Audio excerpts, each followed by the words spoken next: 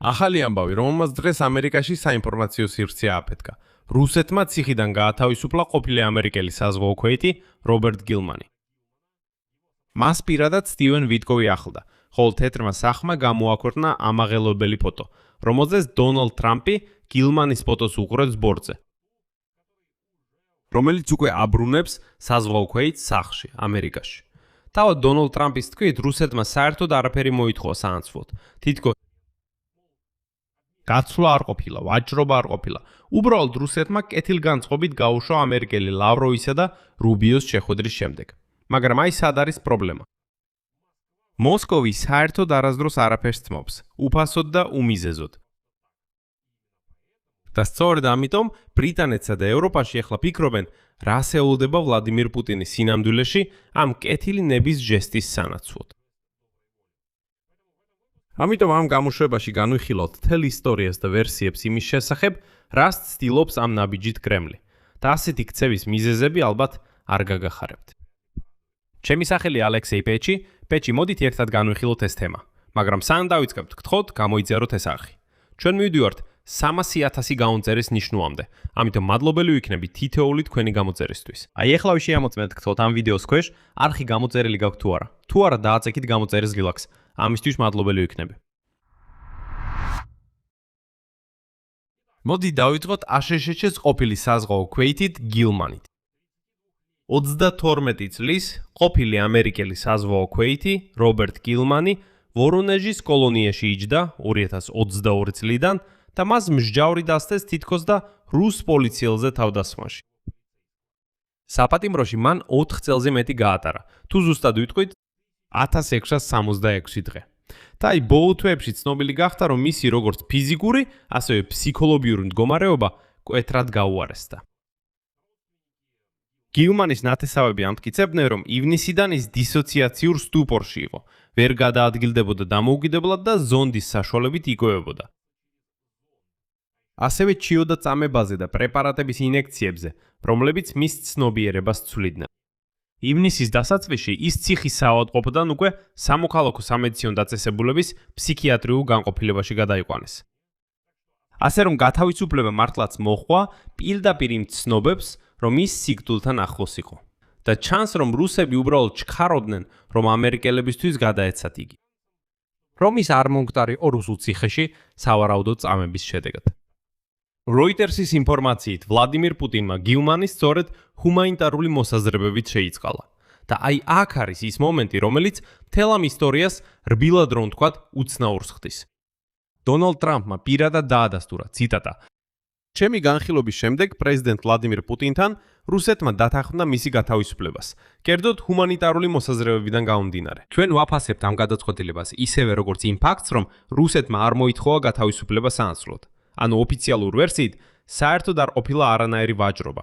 უბრალოდ ერთ მომენტში ვლადიმირ პუტინმა, რომელმაც გილმანი 4 წელი, უფრო მეტი, ცოტა მეტი, დააკავა, უცებ მოულოდნელად გადაიფიქრა და უბრალოდ დააბრუნა იგი შეერთებულ შტატებში. ეს ძალიან უცნაურად გამოიყურება.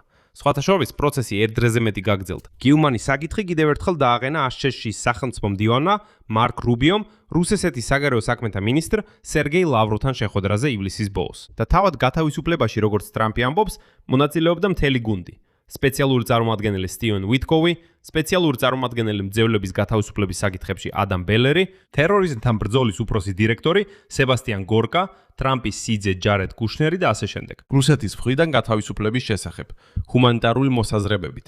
დაწერა პუტინის სპეციალურმა წარმომადგენელმა კივილ დმიტრიოვმა. აშშ-ში ჩასვლისას გილმანს ენდრიუსის ავიაბაზაზე შეხვდნენ და ტეხასში სამხედრო ჰოსპიტალში გადაიყვანეს სამედიცინო და ფსიქოლოგიური გამოკვლევისთვის. იქვე გაემგზავრა მისი ოჯახიც, მათ შორის დედა, რომელიც რუსეთში იმყოფებოდა. და აი რუბიომ მადლობა გადაუხადა რუსეთს, მაგრამ მაშინვე აღნიშნა, რომ ქვეყანაში ჯერ კიდევ რჩებიან სხვა უსამართლოდ დაკავებული ამერიკელები, რომელთა რაოდენობა ზოგიერთი მონაცემით 10 მიცდია. და ახლა ვერსიები იმის შესახებ, რისთვის სჭირდება ეს ყველაფერი ვლადიმირ პუტინს, თუ ფორმალურად მან არაფერს ითხოვა საანაცვლოდ. ნაკლებად სავარაუდოა ვინმე დაიჯერებს, რომ ვლადიმირ პუტინს ასე უბრალოდ რაღაც გადაუტრიალდა და თქვა: რას აკეთებთ, ჩვენ ხომ ამერიკელს უკანონოდ ვაკავებთ, მოდით ჰუმანიტარული მოსაზრებებით გავუშვოთ ის, სრული აბსურდია, აშლარაა, რომ მას რაღაც სურს.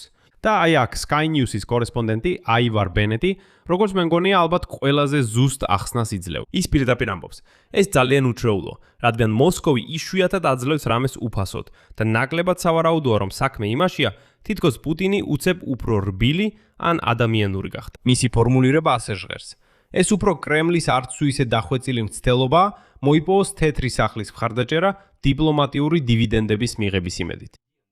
არ არის რთული გამოიცნო. სად სურს მოსკოვს მათი განაღდება. სადაც კონკრეტულად ესეც გასაგებია, თითქოს ანალიტიკოსი არ უნდა იყო, რომ მიხვდე საუბარია უკრაინაზე. აი კონტექსტი, რომელიც ხსნის რატო. რატო სჭირდება პუტინს სწორედ ეხლა თეთრი სახლის ეს მხარდაჭერა? ისინი აშკარად ამას დაკარგეს, ამიტომ რაღაც უნდა გააკეთონ, რომ ამერიკელები დათვნენ და ისევ კონტაქტზე წამოვიდნენ. რუსეთში ეხლა ომის გამო სულ უფრო მეტი პრობლემა ჩნდება. დრონების თავდასხმები რუსეთის ობიექტებზე სულ უფრო ხშირი ხდება. ნავთობ გადამამუშავებელ ქარხნებზე დარტყმები ეკონომიკას აზიანებს და არასასურველ ყურადღებას იპყრობს მოსკოვის სამხედრო სისუსტეებს. ამასთან 4 წელზე მეტი ხნის შემდეგაც კი პუტინის კონფლიქტს დასასრული არ უჩანს. არც რაიმე მიღწევა ჩანს და არც სპეცოპერაციის მიზნები ეკასაგები და ასე შემდეგ. აშშ-ში შუამავლობით მიმდინარე სამშვიდობო მოლაპარაკებები შეჩერდა მას შემდეგ, რაც დონალდ ტრამპმა დაიწყო საკუთარი ომი ირანის წინააღმდეგ და რაც თავარია, ამ დროის განმავლობაში ტრამპი მაინც დაახლოვდა ზელენსკისთან. და თეთრი სახლი, იმავე ბენეტის შეფასებით, მაინც იწყებს კიევის მხარეს გადახრას. ეს თითქოს ძალიან შორსაა გასული წლის ატმოსფეროსგან. როცა ტრამპმა ვლადიმირ პუტინისთვის ალასკაზე წითელი ხალიჩა გააგო და მზად იყო მშვიდობის შეთანხმებისთვის, რომელიც ითვალისწინებდა კრემლის მოთხოვნებს და სრულიად არ ითვალისწინებდა კიევის მოთხოვნებს. და აი ბენეტის დასკვნა ასე ჟღერს, ციტატა. გიუმანის გათავისუფლება მოსკოვის მცდელობა აღადგინოს ურთიერთობები და დააბრუნოს სიტუაცია რუსეთისთვის სასურველ კალაპოტში. ეს ნაბიჯი მიზნად ისახავს ვლადიმერ პუტინის წარმოჩენას გონივრულ პარტნიორად, რომელთანაც ტრამპს შეუძლია საქმის დაჭერა. ჯერ ეს საჩუქარია, მაგრამ რუსეთი უდაოდ იმედოვნებს, რომ რაღაცა საანსოდ მიიღებს. აქ უნდა გავიხსენოთ პრეცედენტი, რომელიც ამ ვერსიას ბევრად უფრო დამაჯერებელს ხდის. კიდევ 2025 წლის თებერვალში დონალდ ტრამპი მადლობას უხდიდა ვლადიმირ პუტინს, სხვა ამერიკელის, მარკ ფოგელის გათავისუფლებისთვის, რომელიც 2021 წელს შერემეტიევოს აეროპორტში დააკავეს სამედიცინო მარიხვანით. მაშინ დონალდ ტრამპმა თავად უწოდა ის გათავისუფლება უკრაინაში კონფლიქტის მოგვარებისკენ გადადგმულ ნაბიჯად. გეგონება რა კავშირი შეიძლება ქონდეს ამ ორ თემას?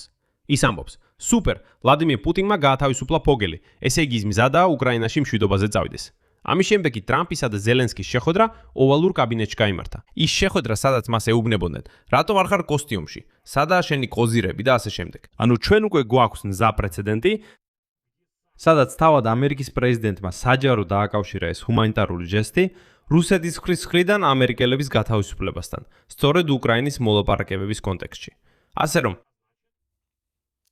ვერსია დიპლომატიურ დივიდენდებზე უკვე აღარ გავს, იცით კონსპიროლოგიას, არამედ როგორც უკვე გამოცდილი სქემის გამეორებას. ფაქტობრივად ვლადიმირ პუტინი სწორედ ამისთვის იტაცებს ამერიკელებს და ამყოფებს მათ ციხეებში, რომ შემდეგ ასე გაცვალოს ისინი. ის თითქოს ხუმრობს. კეთილი ნების ნაბიჯით გამს და ამბობს: მე გავაკეთე, ეხლა თქვენ რას იზამთ? ხო და ველოდები. ანუ არ ვიცი ვინ გამოჩნდება, ვინც დაიჯერებს, რომ ეს მანიაკი პუტინი უბრალოდ ასე იტაცებს ადამიანებს და მერე უბრალოდ ასე ამერიკას გადასცემს. ასე რომ თუ ყველაფერს ერთად შევაჯამებთ, ფორმალურად კი გილმანი გაათავისუფლეს ყოველგვარი პირობების გარეშე, მხოლოდ მისი მძიმე მდგომარეობის და ჰუმანიტარული მოსაზრებების გამო. როგორც ამტკიცებენ ტრამპიც და თავად კრემლიც.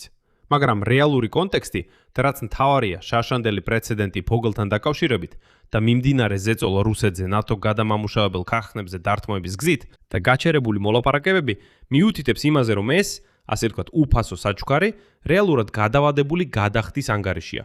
უბრალოდ ცოტა მოგვიანებით მოითხოვს. პუტინი ახლა გრძელვადიან თამაშს თამაშობს. თითქოს იცით, აჩვენე თავი გონივრულ პარტნიორად, ადამიანურ პარტნიორად, რომელსაც შეუძლია უბრალოდ ასე ადგეს და გაათავისუფლოს ამერიკელი. საერთოდ არაფერს რომ არ ითხოვს ამის სანაცვლოდ. და მერე უკვე მიანიშნე, რას გინდა მიიღო საანცვლოდ უკრაინის მოლაპარაკების მაგიდასთან. აი ასეთი ლოგიკაა. აქ წერტილებს დავასვამ, თქვენი აზრი, თქვენი დასკვნები დაწერეთ კომენტარებში ამ გამოშვების ქვეშ. გამოიწერეთ არხი, დააწექით ზარს და არ დაგავიწყდეთ ლაიქის დაჭერა. ეს ყველაფერი იყო. იზრუნეთ საკუთარ თავზე, ყველას ნახვამდის.